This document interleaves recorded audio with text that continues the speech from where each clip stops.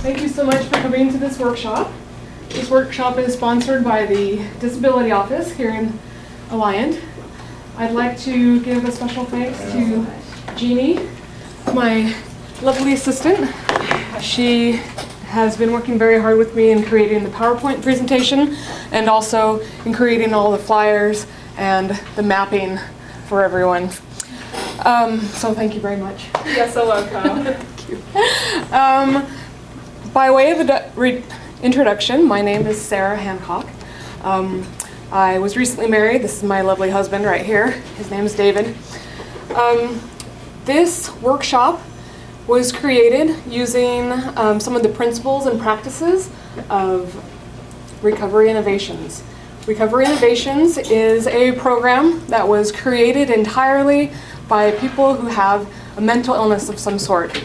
Many of those people have been diagnosed with what many people would term an SMI, or a severe mental illness. And these are the people who looked into themselves and looked at what was helping them recover and what was stopping them from recovering. And just a moment. Yes, please. Now, just so you know, these are brand spanking new computers. So if you could keep your drinks either on the floor or something, and we'll go from there. Thank you so much. If it's okay, I'd like to just go around the room. I want you to know that this is being recorded because we will be sending this to other disability offices in the Alliant system. And so anything you say or do will be on tape, just so you know. Which unfortunately is true of me too. Okay. Like I said, my name is Sarah. I am actually an intern. I'm in the San Diego State University's Rehabilitation Counseling Program that was just ranked 9th in the nation for consumer reports. So we're kind of proud about that. But I'm even more proud that I have the opportunity to work here at Alliant and to work with all of you. Here is our opening. So in order to understand recovery language, you honestly need to understand recovery. And to do that, I just like to put this up as an example. And is it okay if we get some of the lights? Would you mind turning off the light back there? Okay, is this okay for everyone? Yeah. Okay, what can you tell me about this picture? Anyone? Hard to read. It's hard to read, okay. Well, this is a soup can label. And as you can tell, it's a Campbell's. So what else can you tell me about this soup can label? What is a soup can label found on? Soup, exactly. And looking at this label, can you tell me what's inside of it? Chicken and vegetables. Chicken and vegetable, exactly. In fact, we even have the entire ingredients listed right here. So you know when you open the can of, when you open the can of chicken and vegetable, you get chicken and vegetable. You get all of the list of things that's on the ingredients. But the interesting thing is, there's something on here you can't read. And that is the signature of Andy Warhol. This particular soup can was signed in a black felt tip. And Andy Warhol created, in 1964, he created the American Supermarket Exhibit, which featured Warhol's iconic painting of a can of Campbell's soup with a large price tag. And guess how much this Campbell's chicken noodle soup label is worth? Now? Yes, now. Million. Actually, this particular one was auctioned off for $1,500. But I'm sure if it was in really good condition and that if you could actually read it, it would be worth millions because it is Andy Warhol, a classic American artist. And when he originally signed these and sold them, they were only worth $6, which is worth more than a can of soup. But $1,500 is the current price of it as far as auction value is concerned. And that was auctioned on Heritage Auctions Music and Entertainment on December 13th of 2011. So since 1964 to 2011, this price of canned soup has increased exponentially. We're all familiar at Alliance, since a lot of the students here are in the California School of Psychology, or professional psychology, excuse me. We're very familiar with the medical model. And so I won't go into what the medical model is, but the medical model, although very efficient in many ways, and although very important in many ways, can cause some problems. And these are some of the problems, the things that they can cause. First, it assumes one way of treatment is effective for every single person with that particular diagnosis. So while you understand the diagnosis, it can cause problems because you automatically assume that everyone who has bipolar disorder will react good to this type of medication, this type of therapy, and will be able to maybe not be able to do these things, will be able to do these things, will be able to create a balance in these things will cause problems for that particular person. However, in the recovery model, you kind of start treating everyone as an individual. And so just because they have a diagnosis of bipolar doesn't mean that they will have the same symptoms and the same abilities or disabilities as the person standing next to them who's also diagnosed as bipolar.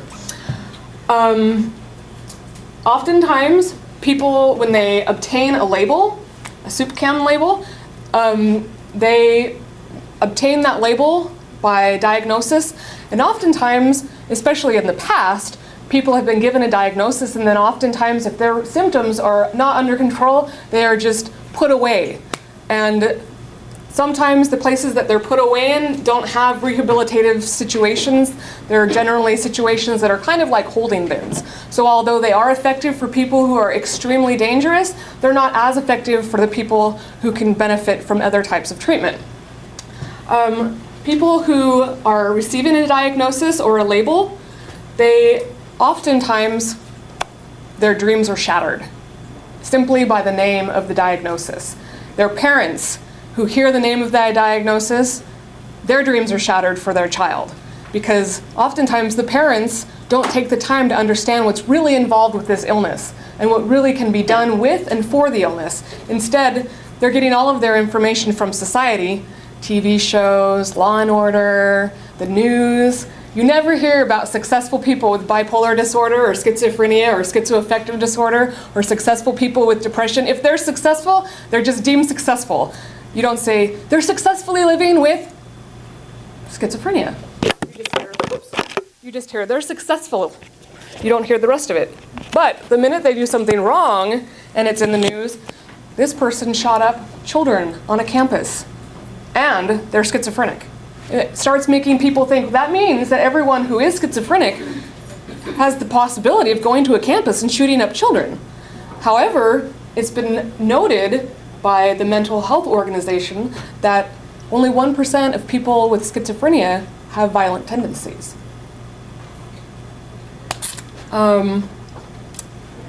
Like I said, okay, this doesn't, medical model often doesn't encourage people to get help, and it does encourage people to get benefits.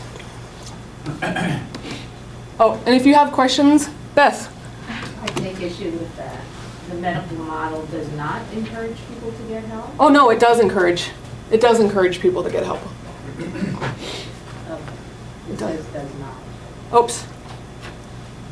Okay. I don't see the not there, but if I put a not there, it is a typo. It is a typo. I want to make it clear that the medical model is not as horrible as you're right. You're portraying. Oh no. It's a part of a person. It is not the whole person. You're right. You're right. And that's exactly what recovery is about. It's about the entire person. Right. So if you have any questions, go ahead. I think what she might have been addressing was the second to last bullet point. Does not encourage people to get help. Encourages people to get benefits. Oh, okay. Yeah. I was confused on your thing. It does encourage people to get benefits. It does not encourage people to get help. Oftentimes the reason people don't get help is simply because the stigma of a mental illness is so great that they don't seek help for themselves because they don't want the label and they don't want people to look at them as different. So that's the only way it seeks people, or it encourages people to not get help. But yeah, I see exactly what you're saying. So there are, help me here, come on. what is recovery? Let me see if this, okay. Can I have a volunteer read this for me? Thank you. Okay. Recovery is remembering who you are and using your strengths to become all that you were meant to be. Now, as professionals, thank you very much, by the way. As professionals, we need to remember that an illness is only part of this person's identity. This person will also often get swallowed up in that diagnosis, and they begin to forget who they really are. And they forget their strengths, and as professionals, it's our job, and as humans, it's our job to help people remember who they really are, who they were before they were given this diagnosis, and who they can become. And I like this quote: "The task is not to become normal. The task is to take up your journey of recovery and to become who you are called to become." Okay, so the recovery model focuses on wellness, accomplishments, and abilities. It also focuses on peer support. Are there any questions as to what peer support is? Okay. There are 5 keys, 5 pathways to recovery, and those pathways are hope, choice, empowerment, a recovery environment, and spirituality. And we'll break those down as we continue in this. Okay, so what is the first key to recovery? Everyone, what was the first one? Hope, exactly. Look at that. Okay. I like this picture because it really does describe that hope is closer than it may appear. And hope starts as a gradual process, a glimmer. It's not going to suddenly happen. It starts as a whisper. It's a turning point. And it's a moment where people begin knowing that things can become better. They know who they really are, and they're not a walking pillbox or a mental patient, but a real human being with valid feelings and concerns. And it goes a lot deeper than simply returning to the state they were before they were diagnosed, although that can be a part of it. But it also takes the guts, it's the guts, or the guts of hope, I should say, have more to do with who they were born to become. Okay, so something in order to help people to think about what they're good at, or to create the hope in this person, is to find out what they're good at. Ask them questions like, how have you survived? How are you dealing with your symptoms? What are your abilities? What are your accomplishments? There's a Chinese proverb that says it takes a journey of 1,000 miles, but wait, let's say, a journey of 1,000 miles begins with a single step. So oftentimes you might think that their goals are grandiose. I'm gonna get a master's degree, I'm gonna write a book that's on New York Times bestseller list, you know, and oftentimes those things are grandiose. But if you ask the person, okay, you want to be getting a master's degree, you want to be in a doctoral program, you want to help others, how are you going to do that? And if the person is able to break down those goals into little steps, they're even more likely to achieve the goals that some people thought were grandiose. Oftentimes, people with a mental illness need you to hold the hope for them. There was a person that was diagnosed with schizoaffective disorder that it took them more than 12 years to get on the proper medication. During those 12 years, for 8 of those years, they had a friend, and that friend took them out for ice cream every single week. When the person was institutionalized for, I think it was 10 months in a row, the person who always took out this person for ice cream, they brought ice cream to the institution every week. When that person was unable to bring the ice cream to the institution, they sent a card and said, "I wish I was eating ice cream with you." That person held the hope for the one who was institutionalized. Later, when that person began applying when the person who was institutionalized began applying the recovery model in their life, they started with the little steps. They started breaking down their grandiose goals into workable small steps. And now, just recently, that person was able to meet with the woman who brought her ice cream every week. And that woman said, you know, all the time you were talking about writing your book. You were talking about doing this, doing that, doing this. I was thinking to myself, I don't know if she can do it, but I cheered you on because you wanted to do it. Now look at what you've accomplished. So, oftentimes the person, when they very first get diagnosed, they're scared. The reason they're scared is because the only thing they know about their diagnosis is what they've seen on TV, what they've seen in the movies. The Psycho movies, the Law and Order movies where everyone is bent on some strange neurotic whatever that ends up killing everyone else or causing major panic or whatever. Those are the only things you see. They start feeling helpless because they don't know what they can do, and they don't know how to take care of themselves because all they know is the symptoms they're having. And sometimes they've never experienced the symptoms before if it's a psychotic break. Other times, there is a relief because finally I understand why I'm feeling this way. Finally I understand and I can get some help because I didn't know that I was having, psychiatric symptoms. My mom always just told me I was hormonal. Sometimes there's anger. They suddenly have a diagnosis and they're mad because they are labeled. There's a fear of stigma. They don't want people.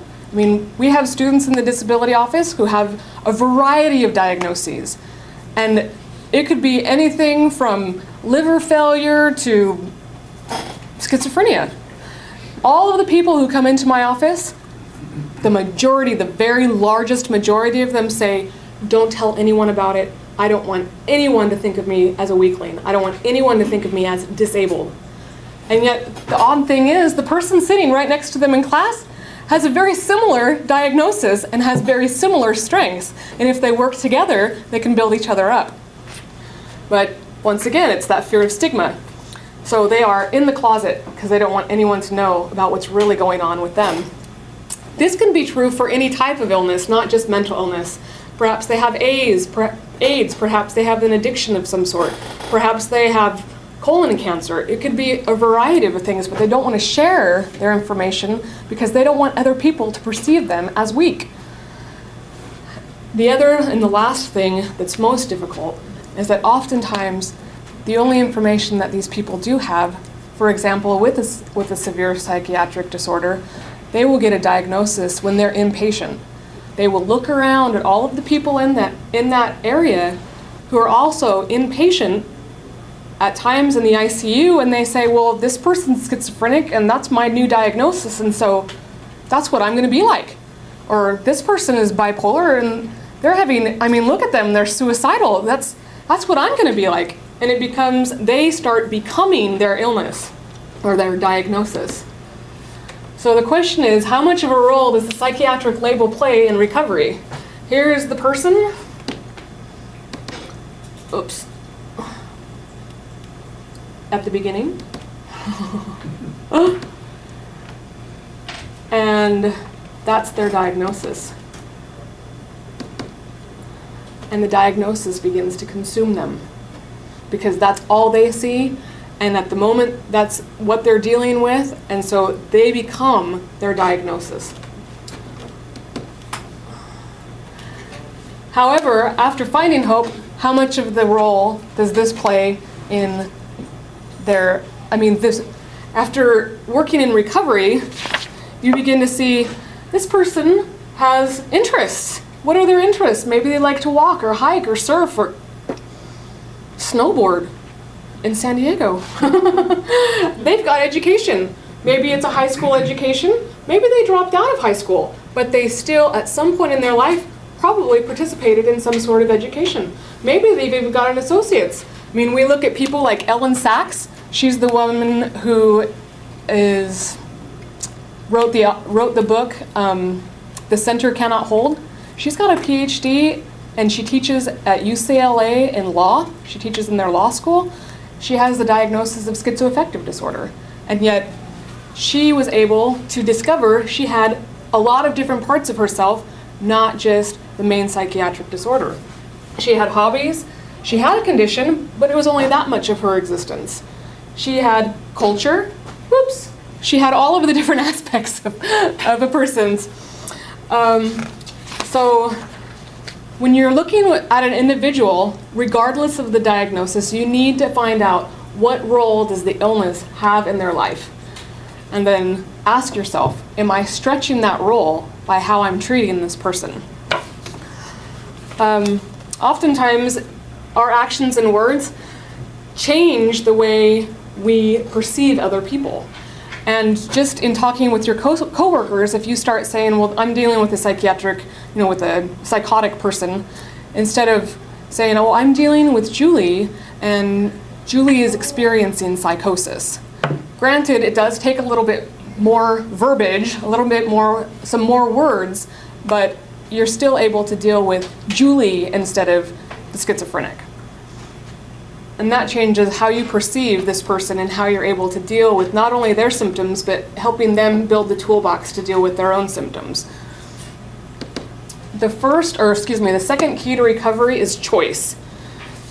A person needs to be able to see that they have a choice in their life.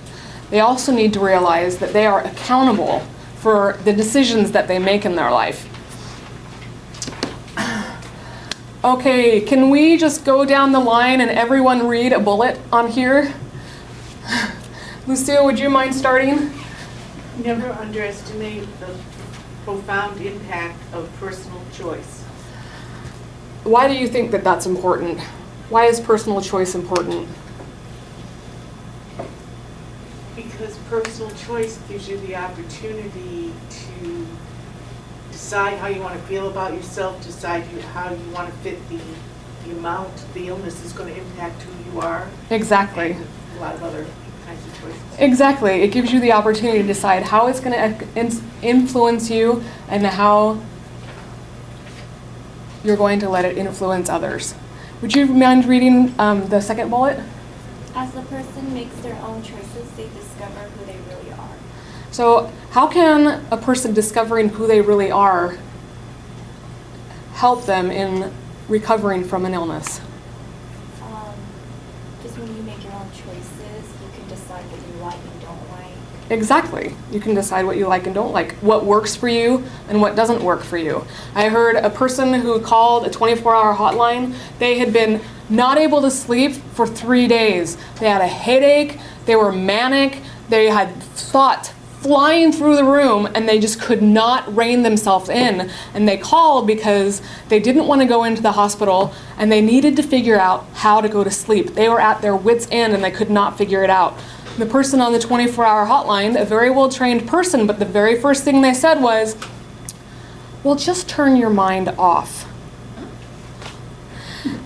Well, a person with mania who is finally willing to call a 72-hour, a 24-hour hotline, has probably already tried all the things. So you need to ask them, what have you done to turn your brain off? Instead of, maybe you should turn your brain off. Okay, would you mind reading the third bullet here? As the personal choices stack up, the person comes into better focus and they can continue to make better choices which reflect their true nature. Do you believe that? I do too. And would you please read the fourth one?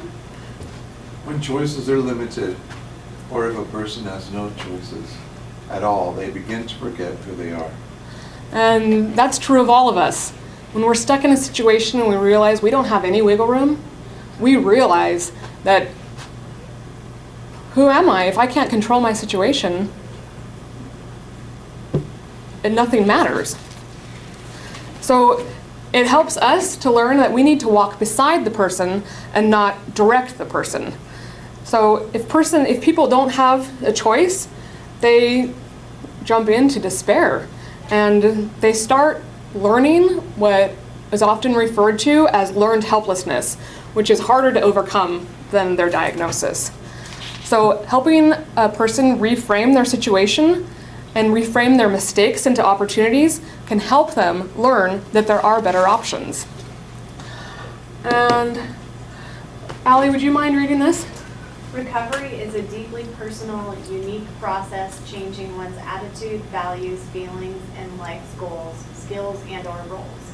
It is a way of living a satisfying, hopeful, and contributing life. Recovery involves the development of new meaning and purpose in one's life as one grows beyond the catastrophic effects of psychiatric disability.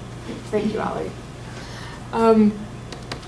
Oftentimes, when you're very first meeting someone for the first time, I don't care if it's in a clinical situation, if it's a family member that you've known for a long time, or if it's someone you meet at the bus stop. These are the different options of how this person's mental illness is affected by them. If it's known by them and it's known by others, they're being open and honest. If it's not known by them, but it's known by others, it's kind of like going on that very first date with your special someone and you got spinach stuck in your teeth. They know you got spinach stuck in your teeth, but you don't know you've got spinach stuck in your teeth.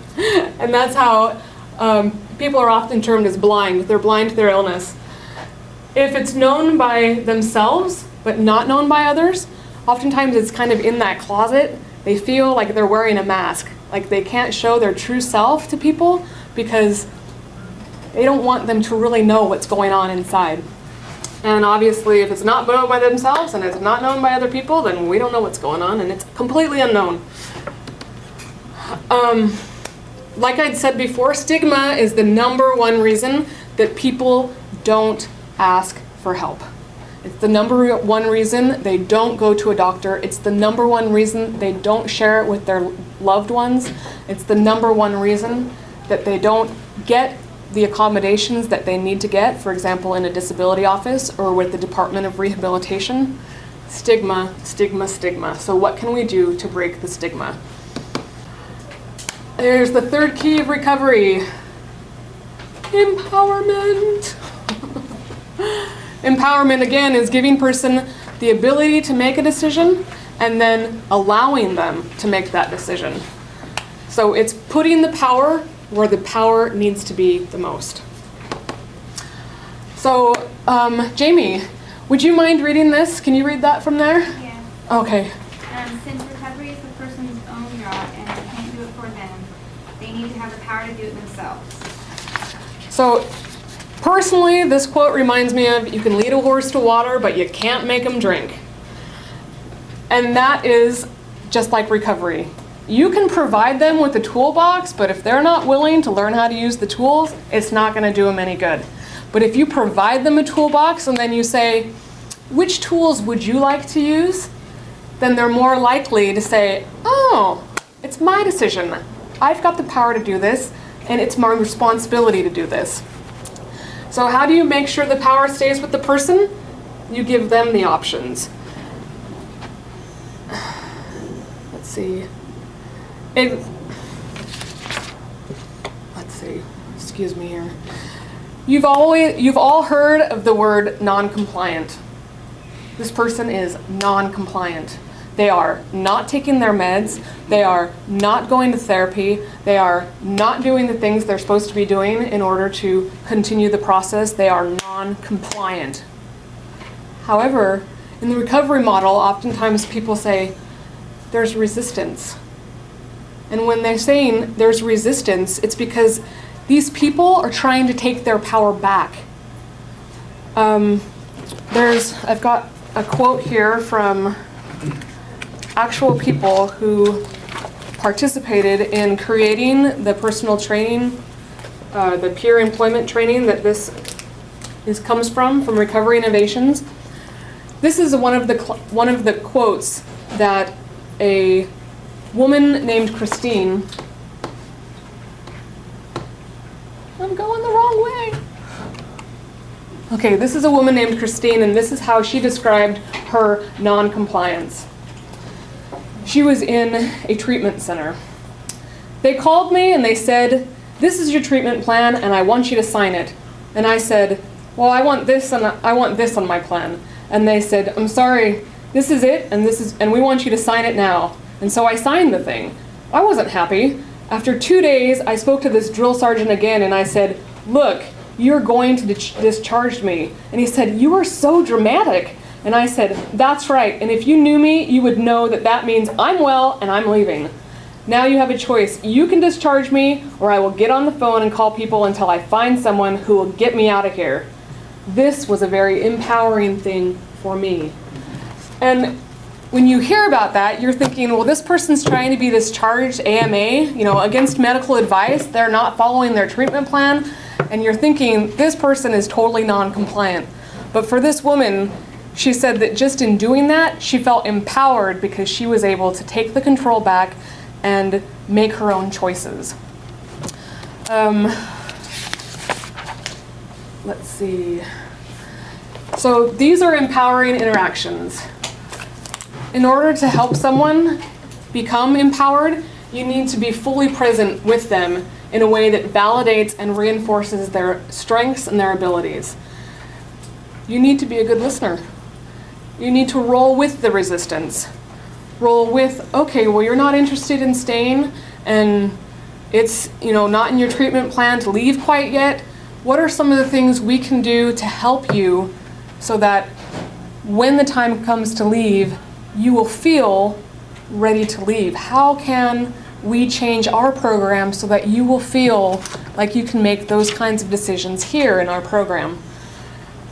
So, obviously, I know many of you are familiar with what's called motivational interviewing. Use those motivational interviewing skills. Use the language that they use. Use the spirit of motivational interviewing. Point out their progress. Point out, remind them, say, you know what, I don't have what you're going through. You have what it is. What are you doing? You're the expert. And then promote self-advocacy. Support them in taking the lead and not giving their power away. Put them in the helping role so they remember that they have a contribution to make. Sarah, excuse me. Yeah. This is right out of the harm reduction 101 manual.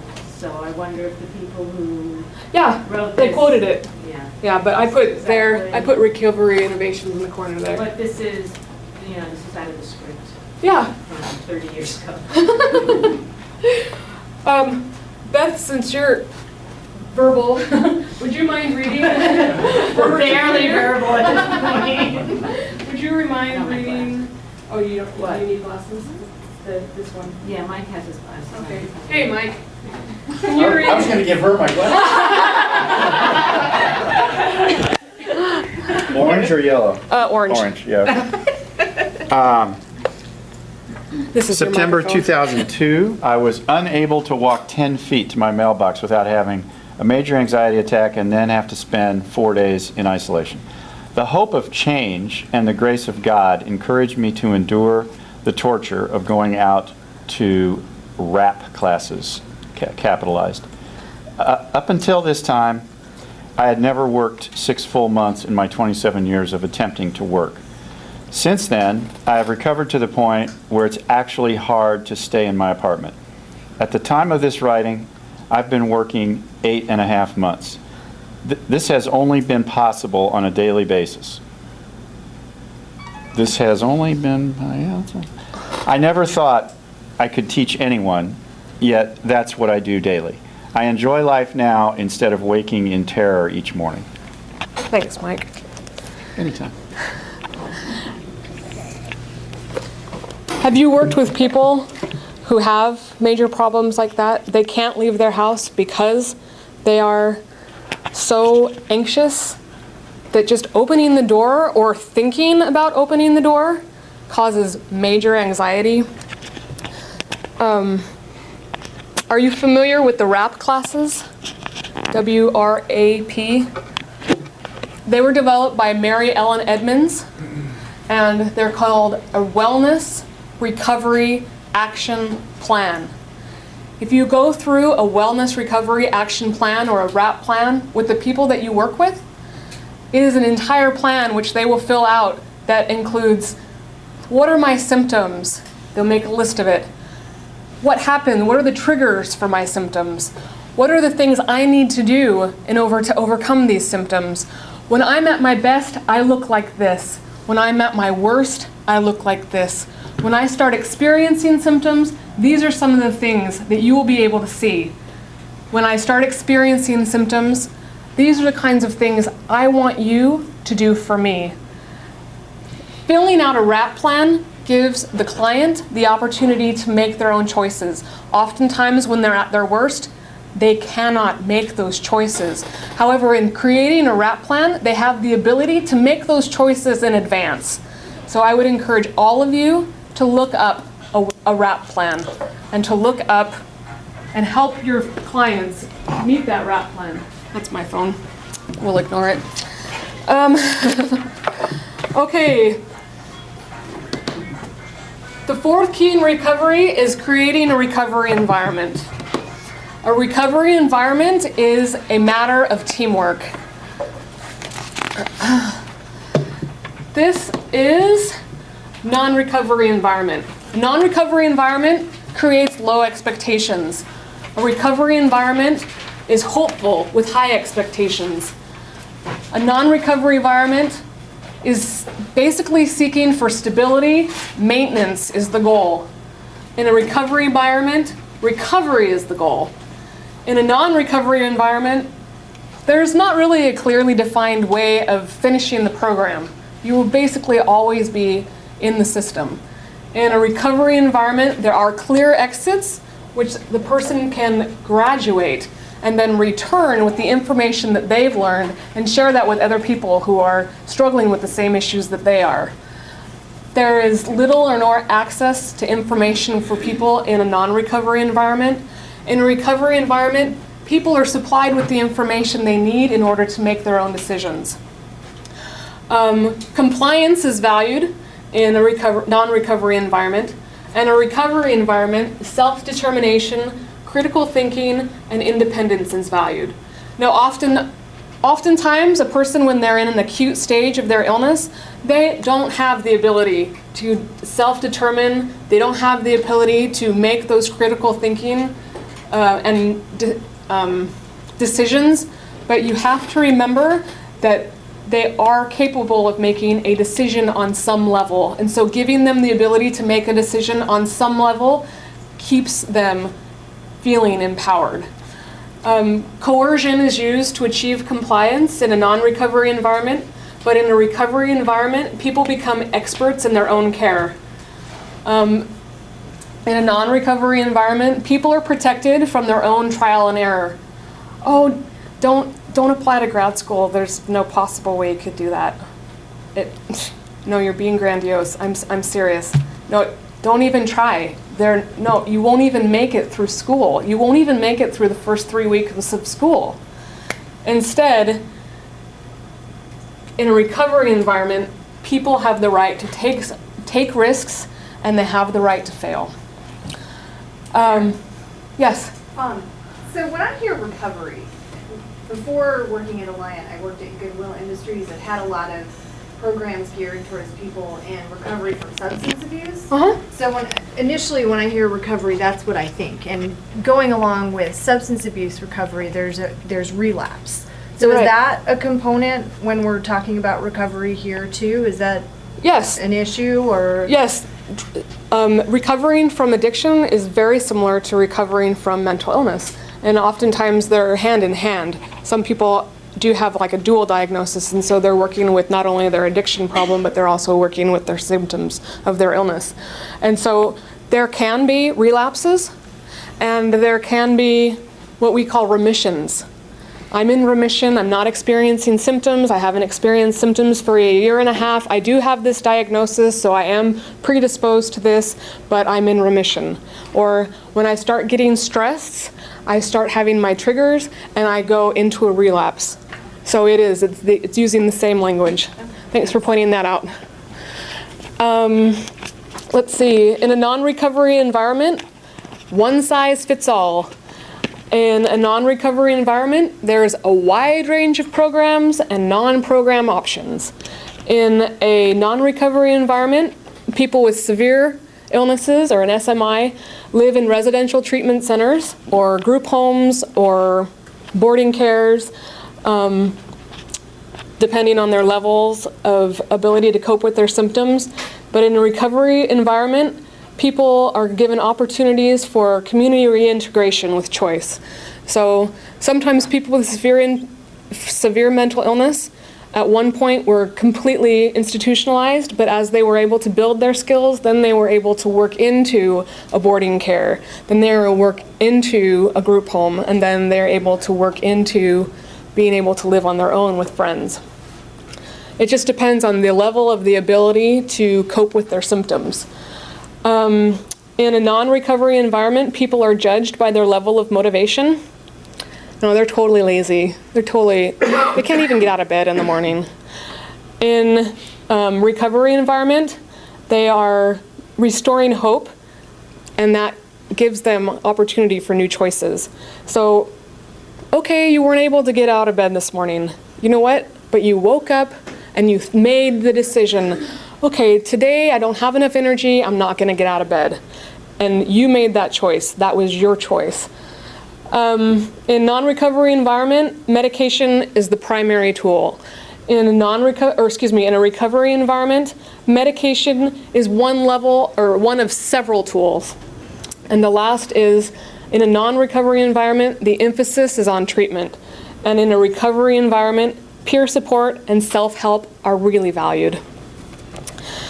The next part, let's see, how can you help the environment maintain a recovery focus? One of the important things of maintaining a recovery focus is to really help people understand their level of consciousness, whether that level of consciousness is negative or whether it's positive. And then really work to use the kind of words that are more positive. Let's see, and in the recovery environment, people celebrate diversity. And that's not only culturally and, experience-wise, it's also symptom-wise. Oh, you've got fast thinking, you can really figure this out quickly. Not calling them manic, but man, you're so creative, you can come up with all these different reasons and all these different ways to do things. Oh, come on. So what is the final to recovery, final key? Spirituality. Now this is basically the same as AA. Spirituality means different things, obviously, to different people. And no matter what our circumstances are, in the past or present, there has always been a hope of connecting with something more. Somehow, tucked away in the attic of your soul, a part of you has always considered the possibility of that connection and yearned for it. Sometimes the yearning was strong and urgent. Sometimes it was so remote and hidden that it was not even identifiable, but it was always there. That is a quote taken from The Quest, written by Jafala. And spirituality, as someone becomes more spiritually minded in their recovery, they're able to reach down into their soul and find something that will strengthen them, to give them the oomph to go through what they're dealing with. Can I have a volunteer to read this one? David. 75% of people going through the PET class indicated that spirituality played a major role in their recovery process. They aren't talking about specific denominations, even though some of them are associated with specific religions. They are talking about personal experience they have had with some sort of higher power that has given them strength and courage to begin the recovery journey. Just for clarification, the PET class is the peer education training class that was developed by the Recovery and Innovations. And that's where this quote is taken from, their workshop.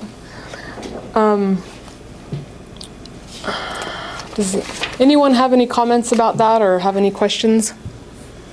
Lucille? What does the peer education training involve? The peer education training class is actually, it's created by Recovery Innovations, and it is a 75-hour certification program that people who have a diagnosis of some sort can attend. In this class, they learn about recovery, they learn about recovery language, they learn about the ethics of helping people, they learn about creating their own boundaries, they learn about a whole smorgasbord of things. Here's their workbook, and it is more than 200 pages. It's 250 pages. It is taught through Recovery Innovations. They have a Recovery Innovations here in San Diego. They have them, it was originally founded in Arizona, and they're beginning throughout the nation. A 75-hour certificate program is very empowering to the person that they're dealing with. Oftentimes, even professionals who completed their professional training and who have a psychiatric disability have taken the PET class, and they have said, it helped me feel empowered in order to make my personal decisions, and it helped me understand how to better identify with my client, how to create the appropriate boundaries, and how to use the tools that have worked in my life to help them discover new tools that could work in their life. It's a very rigorous course. If you miss 9 hours of the program, then you have to start the entire program over again. So it's a very rigorous course. If you meet someone who's completed the peer education training class or the PET class, you know that they have put a lot of effort into their own recovery and also into a desire to help other people in their recovery. Does that answer your question? Yes, ma'am. Okay, good. Okay, this is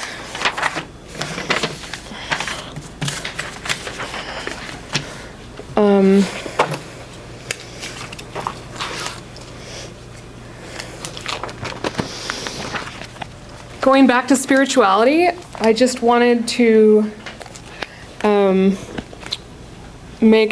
read a quote from someone who had participated in the PET class. They described how their spirituality affected them in this way. They said, it's a man named William. He said, I was waiting for the bus the other day. It had just finished sprinkling, and there were still a lot of clouds in the sky. I happened to look beyond the traffic, and there was the most beautiful sunset I've ever seen. It was brilliant, with streams of light shooting out in several different directions. I was spellbound, and in that moment, I felt something that was both inside me and out there at the same time. I'm not sure how to describe it, but for a moment, I felt connected to the beauty of that sunset, and in fact, to everything around me. I think God was somehow connecting with me. There is another gentleman named Chet, and this is his description of how spirituality helped him in his recovery process. He says, at the age of 17, I started receiving psychiatric services. I'm now 40 years old.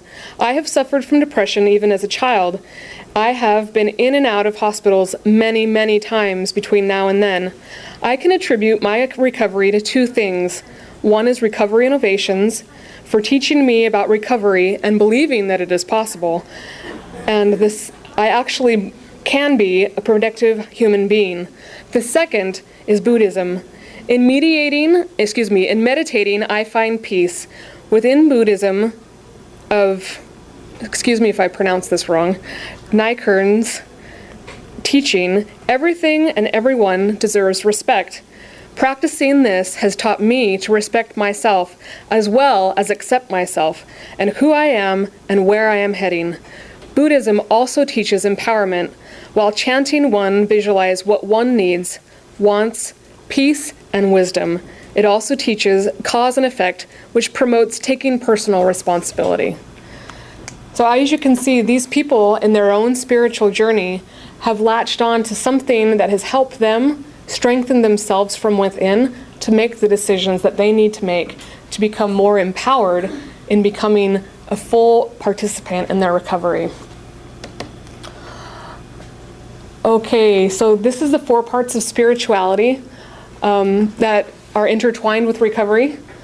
The first is connecting within yourself and beyond yourself, using the force, we'll say, to move to move recovery forward and find their own answers to the mystery of spirit, and then develop spiritual pathways. So I guess this is your next question. Now that we understand recovery, what is recovery language? This is a good point to take a break. You have the opportunity. There's some light food outside. There's some drinks. Just stand up and stretch yourself. And we will meet back in at 2:15. Is that okay with everyone? Great.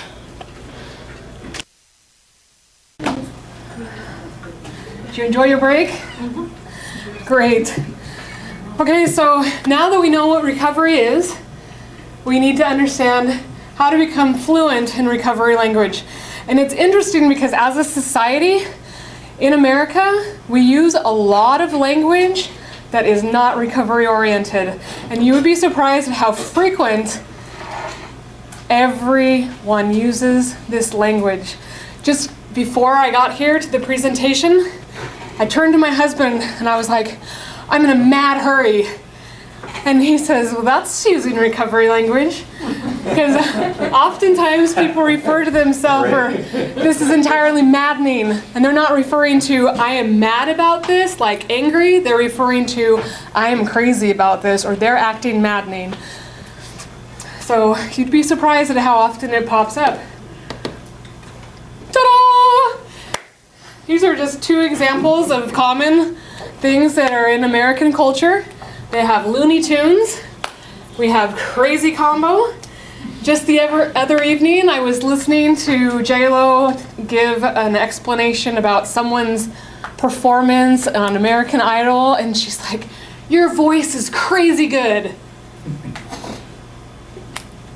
People who have psychiatric illnesses often speak on a very literal level.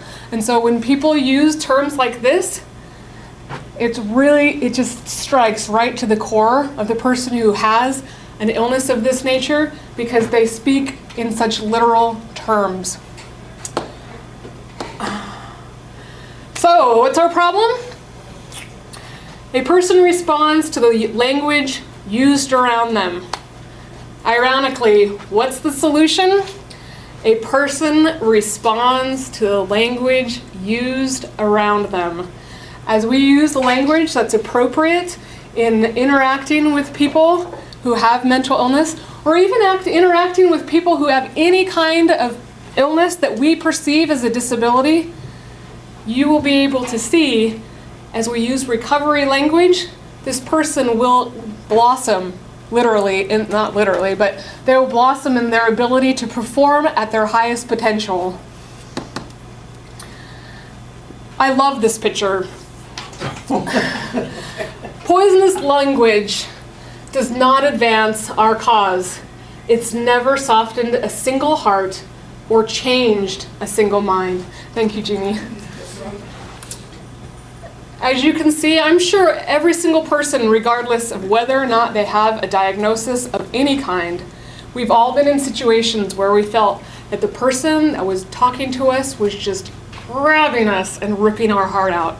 And that's exactly how non-recovery language affects people, especially people who have a diagnosis of a mental illness of some sort. So I have this poem, and it's called You and Me. And where did it go? Let's see. You have it, Jeannie? Yes. Thank you so much. This poem is a poem that was written by one of the founders of Recovery Innovations. Her name is Lisa St. George, and she's one of the people who helped create Recovery Innovations, which is completely founded and run by people who have a mental illness of some sort. They refer to themselves as peers. Okay, so do I have a volunteer for someone who's willing to read the green writing, and then I'll read the purple writing? Can you tell a difference on here? Okay. The green is the second one, the purple is the dark one. Will you read it? Sure. Is it green? Would you come up here so we can share this cool microphone? You can just read it off the screen right here. If you're overly excited, you are happy. If I am overly excited, I'm manic. If you imagine the phone ringing, you are stressed out. If I imagine the phone ringing, I'm psychotic. If you are crying and sleeping all day, you are sad and need time out. If I am crying and sleeping all day, I am depressed and need to get up. If you're afraid to leave the house at night, you are cautious. If I'm afraid to leave the house at night, I'm paranoid. If you speak your mind and express your opinions, you are assertive. If I speak my mind and express my opinions, I'm aggressive. If you don't like something and mention it, you are being honest. If I don't like something and mention it, I am being difficult. If you get angry, you are considered upset. If I get angry, I am considered dangerous.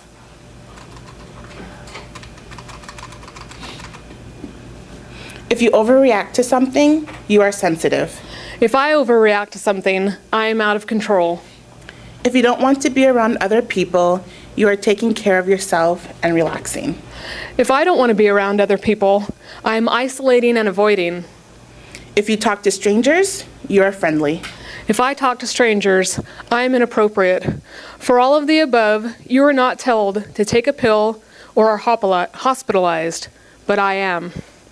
Thank you very much. As you can see on a very basic level, this affects people of all walks of life. Sometimes we see people and they're acting in ways that we just don't agree with or we just can't understand, and we honestly need to state it that way. I just don't understand why they're acting this way, and I don't agree with how they're acting. If their actions are scary, they're just that. They're scary. They might be perceiving that their actions are completely appropriate, and that's why they're perpetuating them. And slideshow. Awesome. Okay.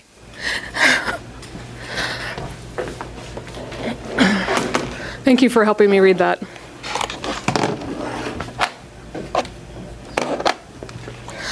I'm not condoning people's actions who are acting in a way that's inappropriate. I'm merely saying that in dealing with people when they're acting in these ways, we need to keep an idea that for themselves, they feel that they are completely, from their perspective, they are completely right. They're completely justified in their actions, and for them it doesn't feel extreme. And so in dealing with people, especially at a very high level, when people are really intense about things that they're honestly upset about, that they're honestly doing, as practitioners and as professionals, we need to work with them at that level. Say things like, I understand that you're upset about this. What other kinds of ways can we demonstrate that you're upset? Or I understand that you're obviously passionate about this. What other ways can we express your passion?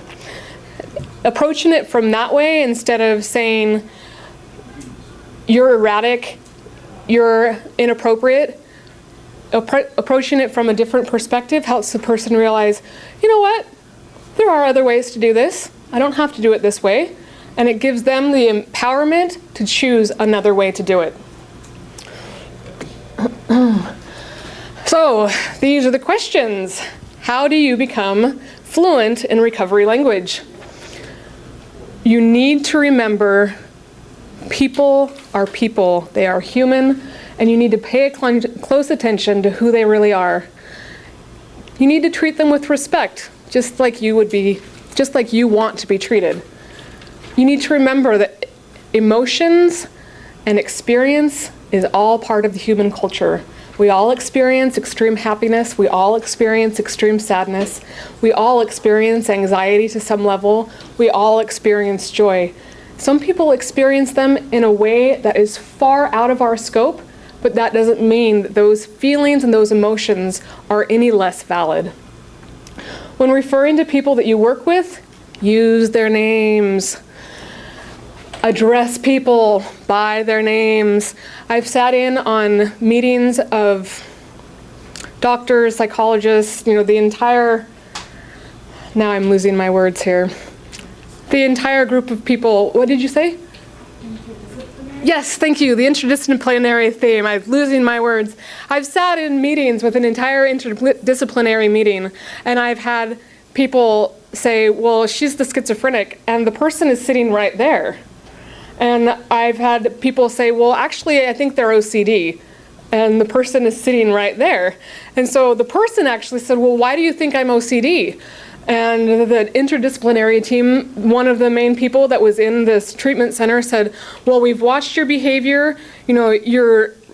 First of all, your religiosity is out of control. When you wake up in the morning, you say your prayers, and then you read your scriptures, and then you go to breakfast and you say your prayers again, and then you read your scriptures. That Bible is like you're reading it all the time, and then you come, before all your meals, you're saying a prayer, and then before you go to sleep, you say another prayer, and it's obviously OCD behavior. And the person was like, okay. And they knew that another member of the interdisciplinarian team was an Orthodox Jewish woman. And they said, for Orthodox Jews, when you wake up in the morning, do you have a prayer? And the woman was like, well, of course.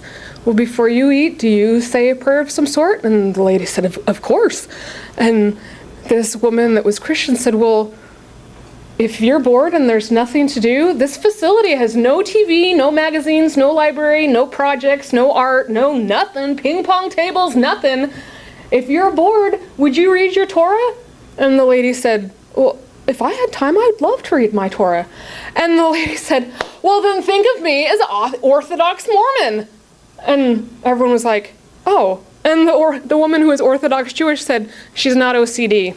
But this entire conversation took place in front of the woman who is diagnosed as possibly OCD with problems with religiosity behavior. So they were like psychiatric, psychotic, what's going on here?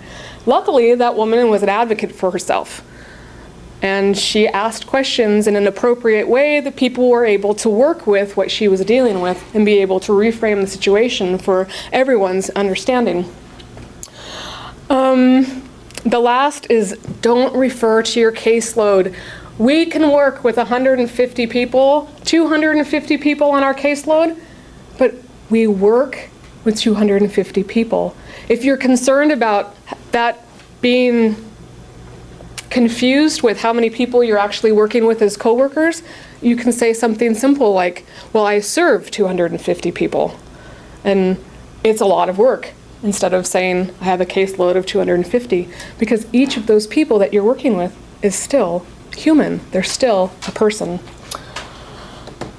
Okay, so let's practice. Do you all have the recovery language practice sheet? If you could break up into teams of 2 or 3.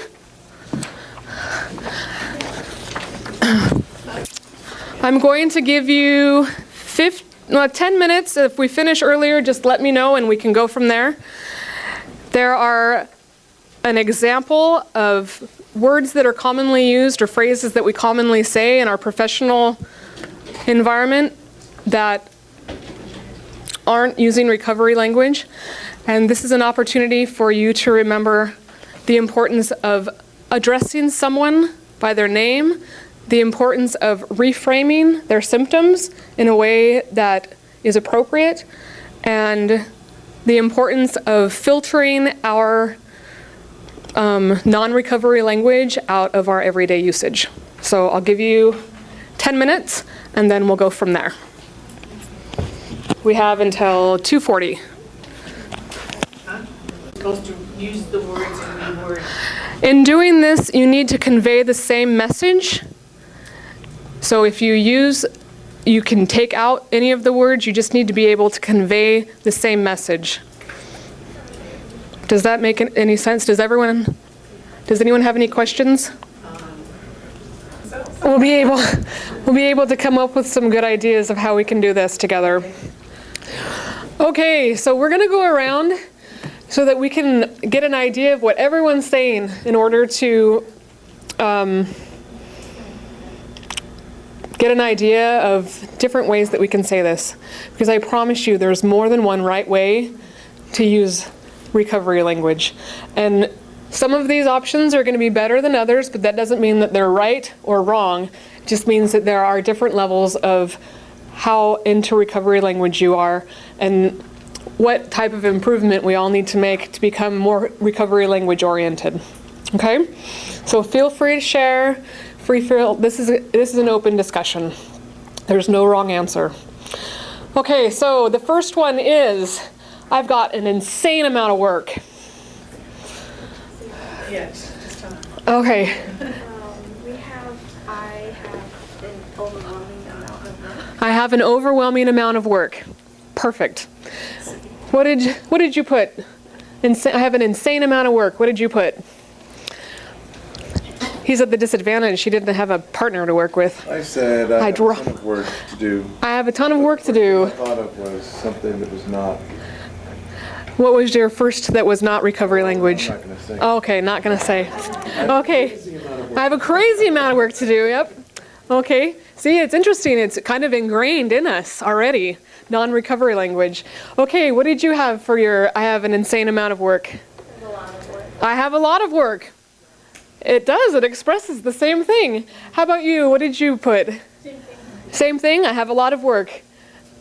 Change it. I have so much work to do. I have so much work to do. Perfect. Okay, let's go down to the next one. It says, he's very low functioning. We're going to start this way and go around this way this time. What did you put for he's very low functioning? He has difficulty completing certain tasks. He has difficulty completing certain tasks. That's great. We put, he takes time to do things. He takes time to do things. He could take time to do things. That's very person-centered because sometimes low functioning means something completely different for someone else. Good job, thank you. What did you put? He has a lot of great skills, but needs help in learning how to use them. He has a lot of great skills but needs help in learning how to use them. That's wonderful. How about you? What did you put? That he takes more time to process things. He takes more time to process things. That's great. Again, very person-centered. Okay, what did you put? He gave them names, so they weren't he, she's. Oh, you gave them names. Okay. Mark struggling with his basic skills. Mark struggling with his basic skills. Very succinct. That's good. Okay. We're going to quote J-Lo here. That was crazy good. Okay, what did you put for that was crazy good? That was amazingly good. That was amazingly good. Wonderful. What did you put, David? Well, I wasn't sure if you were talking about a thing that was good or a food that was good, so I put down two. I said, one, that was terrific, or that was delicious. That was terrific or that was delicious. Wonderful. Okay, let's go back here. What did you put for that was crazy good? That was great. That was great. Perfect. What did you put for that was crazy good? We said that was very good. That was very good. Wonderful. We actually have that. That's delicious as well. That's delicious. It's the good finger foods that we had. Okay. Okay, she is a cutter. We'll just go around the circle again. What did you put for she's a cutter? We put Susie often cuts herself. Susie often cuts herself. Okay, that's good. Now, this kind of language, she's a cutter, often we need to understand the depth of why she cuts herself. So, yes, she does cut herself, but sometimes you got to understand why they're doing the behavior that they're doing. So, go ahead. What did you put for she's a cutter? You didn't get it. Okay. How about you?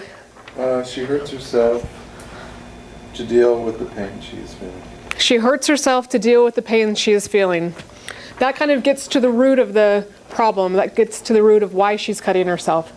What did you put? We put she's expressing her pain. She's expressing her pain. How about you? What did you put? I put she has self-harm tendencies. She has self-harm tendencies. Okay, that's good. But to bump it up into more recovery language, I would go for one of these other ones that you would say, instead of she cuts herself, I would say she expresses herself or she expresses her pain by harming herself. That way you're really getting to the root of the problem. Okay, he's a frequent flyer. Now for some of you, you might not understand, I'm not referring to airline miles. This is actually a very common word or phrase that's used among people who have mental illness, and it refers to people who go in and out of the hospital, in and out of the hospital, in and out of the hospital, or it refers to people who are in and out of treatment, in and out of treatment, or it refers to people who are addicts that fall off the wagon again and again and again, but they start over again and again and again. So obviously this was a little bit different if you're not familiar with the culture of mental illness, but he's a frequent flyer. Okay, who had an idea for he's a frequent flyer? They lost everybody on that. I did lose everybody on that one. Well, but he's good at seeking help when he needs it. He's good at seeking help when he needs it. That is perfect. Anyone else? He wants help. Because he's coming back. I've been in ICU unit where the person that was the head nurse, when they were seeing the person brought in on the gurney from the ambulance, said, "They're back again."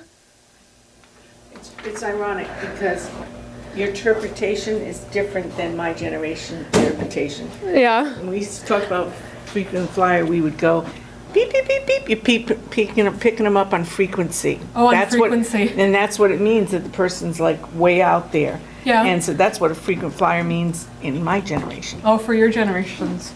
Okay. So I went to them, beep, beep, beep, like. Beep, beep, beep, beep, beep. So, That's true. It is generational. A lot of lingo changes. But how do you think that made the person who was being brought in on the gurney, how do you think that made them feel when they came into the ICU unit and the head nurse, of all people, said, "They're back again, frequent flyer"? How do you think that made them feel? they should have come for help. That they shouldn't have come for help. Exactly. And sometimes people with severe mental illness, they recognize that they need help and they'll go to the ER because their symptoms are out of control and they need help. And they'll make that choice themselves. They'll go to the ER or they'll call the PERT team or they'll call 911 on themselves because they're trying to get help. And that's exactly what's going on. Okay. I arrived at an activity with a friend of mine that I had just met, and her brother pulled up next to us in this most awesome VW bug, and this is how she introduced him to me. "Oh, that's my brother, he's a schizophrenic." How would you change that? That's my brother. That's my brother! Exactly! Anyone else? That's pretty basic. That's my brother, his name's Joe. What a concept.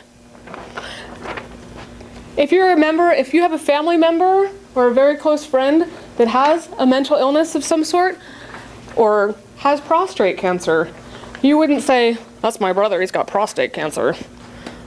You wouldn't say, "Oh, that's my mom, she's diabetic." You'd say, "Oh, that's my mom." That's not the very first thing that you'd run to in order to describe your mom or in order to describe your brother. I would hope not. A lot of people do. A lot of people do. And it's very unfortunate, but it just further perpetuates the stigma, which, what did we discuss earlier? Stigma is the #1 reason people do not seek help.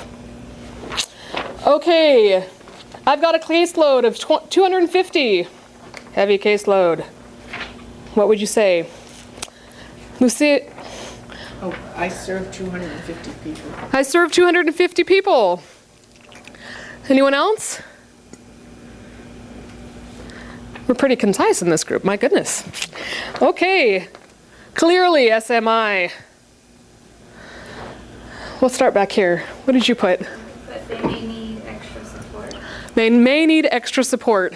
Boy, your group really understands recovery language. My goodness. How about you? What did you put?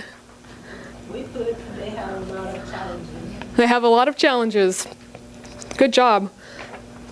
What did you put? difficulty with most of these because I need to know the person that I'm speaking of. I don't want to assume anything about them. Exactly, you can't assume anything. I don't want to make up anything. But that's good. But that's exactly recovery language because it's very person-centered and you can't just throw a label on someone. You need to understand the symptoms they're experiencing. You need to understand them as a person. So I'm glad you brought that up. Anyone else? Okay, the next one. He's a high-functioning manic depressive. David? Call me out. Okay. Calling you out. Let's see. I put he's very smart, but needs some help with his temperament. He's very smart but needs some help with his temperament. That's a pretty good answer. Anyone got another one? If I were to make up something, If you were to make up something, I don't know who we're talking don't know who we're talking about. about. I might say he's excited about life. He's excited about life. That's good. We said he has good days and bad days, but he's able to manage. He has good days and the bad days, but he's able to manage. Okay, how about here? He has a lot of great life skills, but he uses when his mood changes. He has a lot of great life change. Excuse me, can you repeat that again? He has a lot of great life skills that he uses when his mood changes. He has a lot of great life skills that he uses when his mood changes. That's perfect. He's able to use his toolbox regardless of how his mood changes. That's perfect. Good job. Okay, she's OCD. We'll start with you guys this time. She's careful. She's careful. Good job. Okay, how about this team? Just put she has OCD. Okay, if you say she has OCD, that means you're still referring to the label. So let's think about what obsessive compulsive disorder is. What is obsessive compulsive disorder? Obsessive compulsive disorder, go ahead. Monk. Yes, he's a good example of someone who has obsessive compulsive disorder. I lived with someone for 5 months. We were assigned to live together for 5 months, and then it was in a situation. I was serving a mission for my church. And so this person I had to always be within visual or sound. So the only time we really had apart was when you closed the door to the bathroom and you could think to yourself, because we were always together. And so it was really interesting because she had OCD, and as I was watching her interact with her daily activities, as I was going through these daily activities with her, I started noticing things that were a little different and I wasn't used to. And finally I started asking her, why do you wash your hands before you take a shower? Because you're getting into the shower. I don't understand that. Can you explain it to me? And she was explaining to me the reason why she washed her hands to get into the shower was because she knew that if she touched the shower head, she would be spreading germs for the next person that was taking a shower. And if she didn't do that, something horrid would happen to that person. And I thought, well, that's interesting. I hadn't thought of it that way. And I was going through this daily routine with her, and it was a long routine, and I learned it by heart. But one day I started asking her questions because she was reading her scriptures. And I was noticing that as she was reading her scriptures, man, she was flying through those pages. And one day she came to me in absolute tears, and she said, I'm a horrible missionary. I have never read the entire Bible. And I said, well, I've been watching you and you're flipping through those pages really fast. You obviously know it. What are you flipping through those pages for? And she said, well, I have to read all the footnotes. And I was like, you do? And she said, well, yeah, if I don't read the footnotes, then I don't entirely understand the scripture. And I said, so you read all of the footnotes? And she said, of course, because I can't teach this to anyone if I don't understand it. And I said, and how long have you been reading all of the footnotes for how long? And she said, well, on my mission, I started it on my mission and I've never finished the entire Bible. And she was broken up because it was coming to the end of her mission and she was feeling that she was the worst and most ineffective missionary. And I was like, well, if you read the footnote for every single verse, you've probably read the entire Bible 20 times. And she thought about it and she was like, you're right. I have. But it wasn't linear. And so it helped her to reframe her situation. And that's kind of what you need to do when you're looking at she's OCD. You say, well, she has specific habits and specific reasons to why she does them. Okay, boy, I got off on a tangent on that one, didn't I? Okay, this person is clearly psychotic. Lucille, call you on the spot.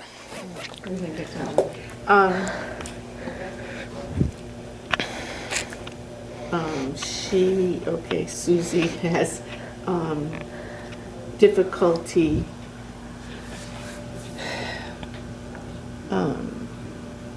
being aware of her surroundings at all times. Being aware of her surroundings at all times. Good. Now, let's think of the symptoms. Perhaps she's having auditory hallucinations. Then you could sum it up pretty easily. She hears things that I don't. Or visual hallucinations. She sees things that I don't. She sees things that the rest of people don't. I guess part of me says, okay, why am I even saying some of these, what is the frame of reference for me having to do this? So if I'm doing it so that somebody can help her or understand her, and they don't understand that she has a psychotic diagnosis, my language, then how I'm going to break it down will depend on who the audience is, number one. And number two, no matter who the audience is, I'm never going to say she is psychotic because that's labeling her. But how I describe it or how I break it down and how much the other person needs to understand is going to influence what I say. Exactly. And being able to make a personal assessment of making that judgment, what does this person need to know about this person? That right there is using recovery environment. Because you're not giving the label. You're not saying this person's psychotic. I mean, if it's their neighbor, you're just saying she's dealing. A child who's afraid of the person. Exactly. You know, telling a child that somebody's psychotic doesn't help them any ways. It doesn't help either person. You're right. It doesn't. And that's one of the important things. Being able to gauge the importance and understanding of the person you're dealing with, or your coworker, or changing it up so you give the person the amount of information that they need to know without creating a stigma of any kind. Perfect. Okay, psycho.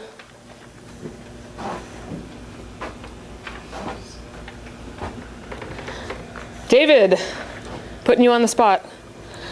How would you replace that word? I wouldn't use it at all, actually. But I'd say clearly troubled. Clearly troubled. Well, good job. Okay, back here.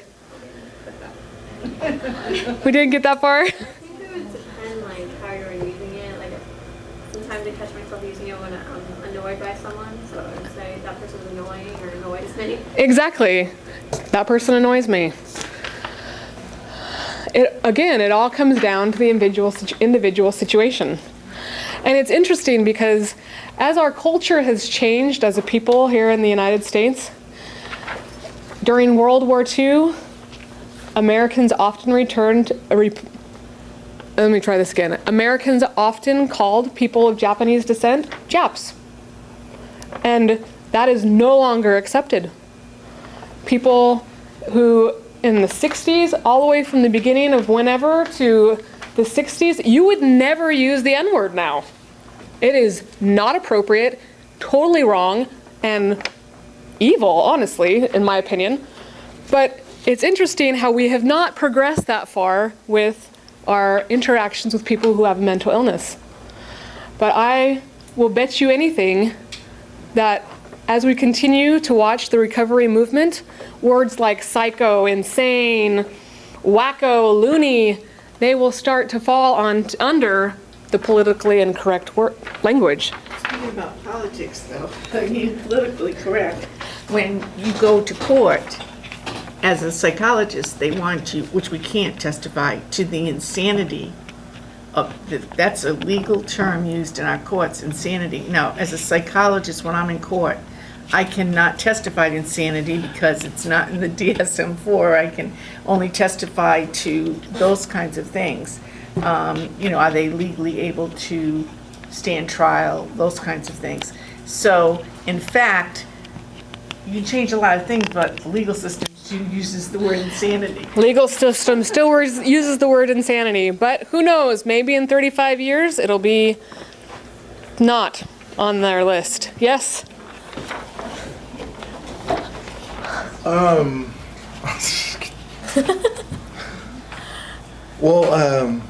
That makes me nervous, too. Okay. Okay, so, well, unless it's in like in a professional environment where you're talking about someone to someone else professionally, or unless it's a situation where it's a safety issue that you're talking to someone you know or deal with about someone else, why are we even talking about these other people? Why are we spreading gossip? And I mean, it's unnecessary. It is unnecessary. Thanks for bringing that up. I've been in situations where people have been laughing about their friends for their behavior when they were incredibly ill. And it's gossip. And it's inappropriate. And we as people who aren't dealing with those things need to recognize that it is inappropriate. Okay, this is almost over. Can we get the lights back there really quickly? Okay, so this is our closing. The more fluent you become in recovery language, the more recovery becomes interwoven into your cultural perspective. And in doing so, the more effective you become in the interactions with others, especially in the interactions with your clients. And so what really will change you is, let's see, what is the key to recovery? It's love. Obviously, you're in this field because you have a passion of it. You have a passion with dealing with people. You have a passion helping people. You have a passion in trying to understand why they think the way they do, why they're acting the way they do. You love the mind. You love the brain. And in doing so, you love finding out why people act the way they do. And so really, the key to recovery is exactly this. Look deep into the eyes of the person that you're trying to help and pull something out from deep within your own character. Ask yourself on a regular basis, do my services promote recovery? Thank you so much for coming. I appreciate you for coming, especially coming all the way from Irvine. If you have any questions, now's the time, and we will use the email list to make sure that you get your certificate. So make sure that your email and your name is written very clearly. Thank you so much for coming.